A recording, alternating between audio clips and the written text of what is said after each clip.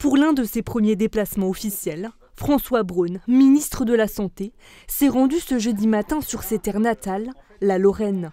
Première étape, la maison médicale pluriprofessionnelle de Longwy. On a ici vraiment quelque chose d'exemplaire avec une maison de santé pluriprofessionnelle qui réussit à regrouper tout le monde. On a vu des jeunes médecins qui ont envie de venir travailler ici dans ces conditions.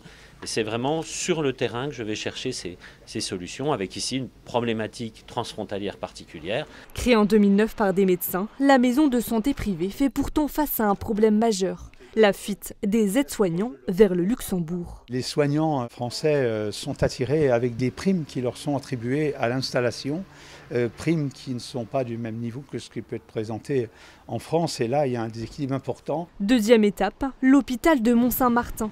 Le médecin urgentiste a été accueilli par une trentaine de citoyens en colère qui l'attendaient de pied ferme devant l'entrée. Nous l'avons interpellé sur le personnel, donc un manque de personnel, le salaire des personnels soignants, les moyens. Les moyens quand on a vu ce qui s'est passé au Covid. Donc c'est sûr qu'ils y sont remédiés, mais à partir de là, il y a beaucoup d'autres manques de matériel dans les hôpitaux. Ensuite sur un manque de médecins de ville, donc on lui a fait une suggestion aussi là-dessus. Visite des urgences en crise, à l'écoute des médecins débordés. François Braun profite de ces échanges afin de trouver des outils pour sauver l'hôpital. Sénatrice Guillotin proposait une formation infirmière dans une école transfrontalière. Je trouve que c'est une idée qu'il faut creuser et voir un petit peu comment, des deux côtés de la frontière, on peut trouver une solution gagnant-gagnant pour tout le monde. Arrêter de former des soignants qui vont systématiquement de l'autre côté de la frontière, même si, on l'a entendu, il y en a qui reviennent aussi.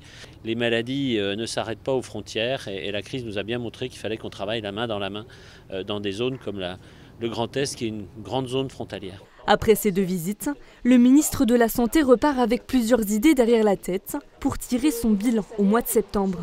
La création d'un institut de formation en soins infirmiers transfrontaliers, d'un internat pour attirer les médecins sur des territoires désertés et d'un poste de coordinateur pédagogique pour accompagner les stagiaires et les infirmiers sortant des écoles.